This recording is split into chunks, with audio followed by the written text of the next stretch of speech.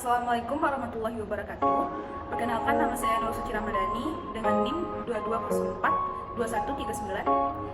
Pada kesempatan kali ini, saya akan mencoba menjelaskan mengenai materi perencanaan dan pembangunan yang terdapat pada mata kuliah Sistem Administrasi Negara yang diampu oleh dosen Ibu Jumiati serta Ibu Putri. Baik, saya akan masuk langsung kepada materinya. Yang pertama yakni mengenai definisi perencanaan. Pada perencanaan sendiri harus dapat menjawab pertanyaan-pertanyaan berikut. Yang pertama, yaitu dapat merumuskan apa yang menjadi tujuan atau target yang ingin dicapai oleh organisasi atau perusahaan itu sendiri. Yang kedua, yaitu merumuskan personil yang bertanggung jawab atas pencapaian target dan sasaran organisasi. Yang ketiga, yaitu merumuskan jangka waktu atau kapannya kegiatan terjadi atau program harus dilaksanakan. Selanjutnya, yaitu merumuskan strategi atau cara dan prosedur bagaimana kegiatan itu dilaksanakan dengan cara efektif dan efisien. Selanjutnya, yaitu merumuskan alasan-alasan yang melatar belakangi mengapa kegiatan atau program itu dilaksanakan atau untuk apa kegiatan itu dilaksanakan. Dan yang terakhir yaitu merumuskan sumber daya apa saja yang diperlukan agar kegiatan pencapaian tujuan dapat berjalan dengan sebagaimana mestinya. Selanjutnya, kita akan membahas mengenai tujuan dari perencanaan pembangunan. Yang pertama ialah untuk mendukung antar pelaku pembangunan. Yang kedua, menjamin adanya integrasi, sinkronisasi, dan sinergi. Selanjutnya yaitu menjamin keterkaitan dan konsistensi antara perencanaan, penganggaran, pelaksanaan, dan pengawasan. Selanjutnya yaitu mengoptimalkan partisipasi masyarakat. Dan yang terakhir yaitu menjamin tercapainya penggunaan sumber daya secara efisien, efektif, berkeadilan, dan berkelanjutan. Selanjutnya yaitu manfaat dari perencanaan. Yang pertama yaitu manfaat dari perencanaan ialah dapat membantu para manajer untuk berorientasi ke masa depan, mampu melihat masalah-masalah dan peluang-peluang yang mungkin timbul dan yang akan dihadapi di masa depan. Selanjutnya, manfaat dari perencanaan ialah akan meningkatkan koordinasi dalam pengambilan keputusan, sehingga mendukung manajer untuk selalu konsisten dengan keputusan yang telah diambil sebelumnya.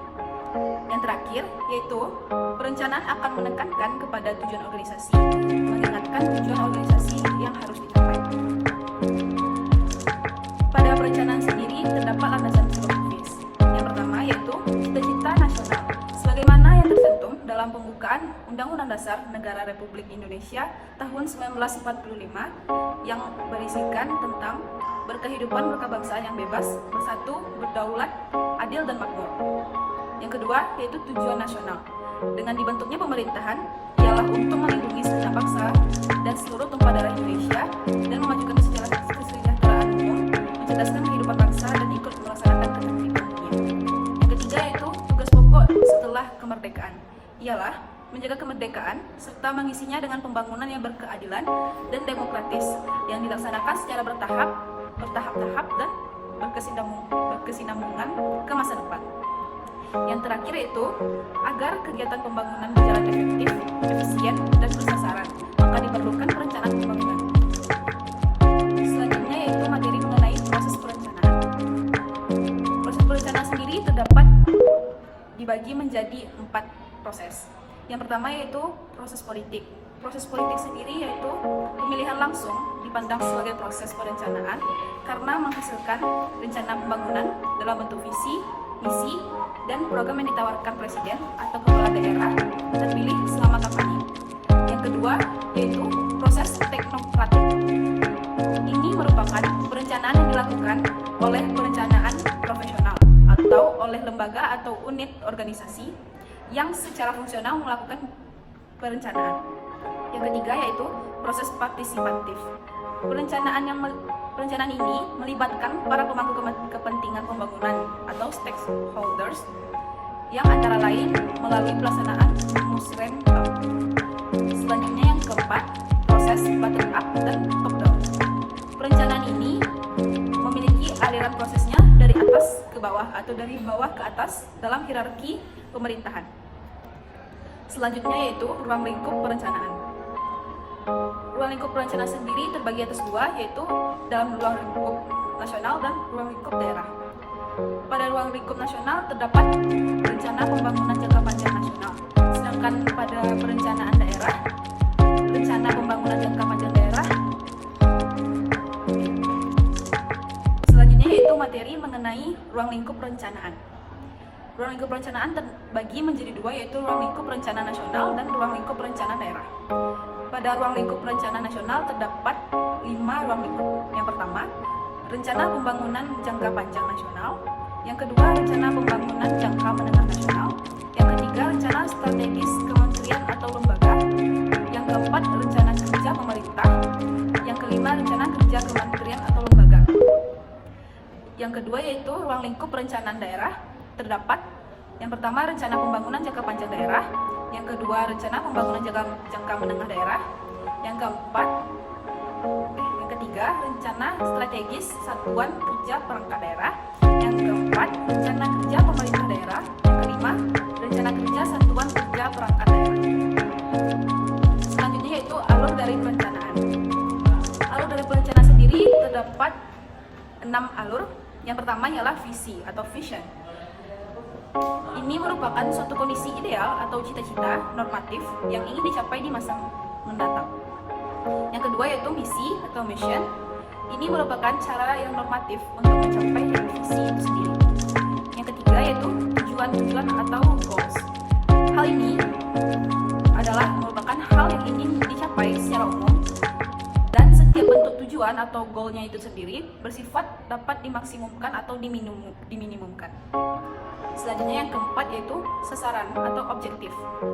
Pada hal ini yaitu subelemen dari perencanaan. Bentuk operasional dari tujuan biasanya lebih terukur disertai dengan target pencapaiannya. Kondisi minimum yang harus dicapai dalam mencapai tujuan dalam kurun waktu tertentu. Yang kelima yaitu strategi.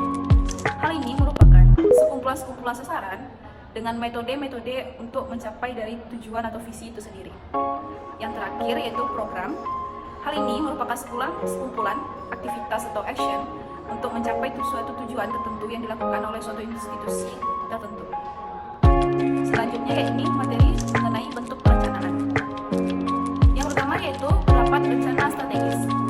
Ini merupakan hal yang menentukan visi, misi dari organisasi, menetapkan sasaran, program kerja agar dapat mencapai tujuan dari organisasi itu sendiri. Yang kedua yaitu rencana operasional. Merincikan detail pelaksanaan rencana strategis, baik berupa rencana sekali pakai atau single use plan, dan rencana baku atau standing plan yang dapat dipakai secara berulang-ulang. Selanjutnya yaitu terdapat materi wahana masyarakat dalam perencanaan pembangunan. Yang pertama yaitu musrenbang dalam rangka penyusunan RPJP nasional atau daerah. Yang kedua yaitu musrenbang jangka menengah, yakni penyusunan RPJM nasional ataupun daerah. Yang ketiga yaitu musrenbang reguler atau tahunan. Yang keempat yaitu musrenbang des. Yang kelima yaitu musrenbang cam. Yang keenam forum SKPD. Yang ketujuh musrenbang kabupaten. Yang kedelapan musrenbang provinsi. Dan yang terakhir yaitu musrenbang nasional. Selanjutnya yakni materi mengenai persyaratan dokumen dari perencanaan menggunakan kata kunci SMART.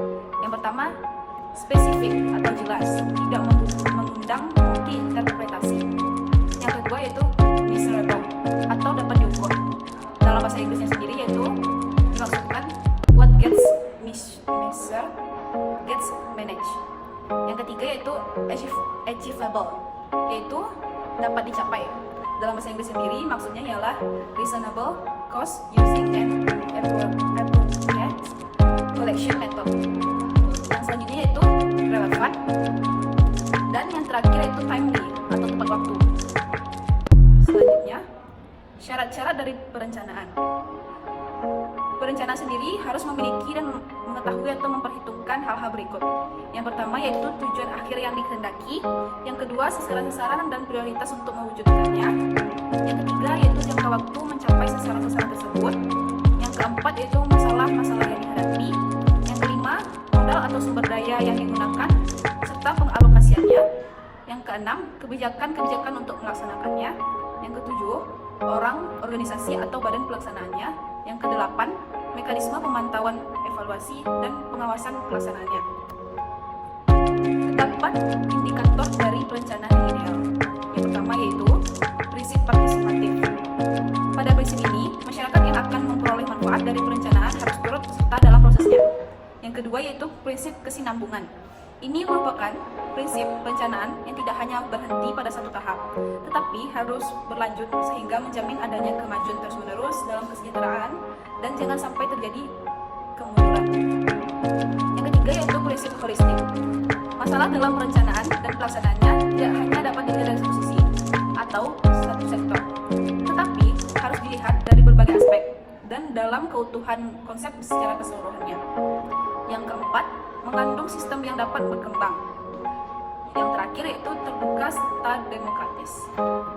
Baik, hanya itu yang dapat saya jelaskan mengenai materi perencanaan dan pembangunan pada mata kuliah sistem administrasi negara ini. Sekian, terima kasih.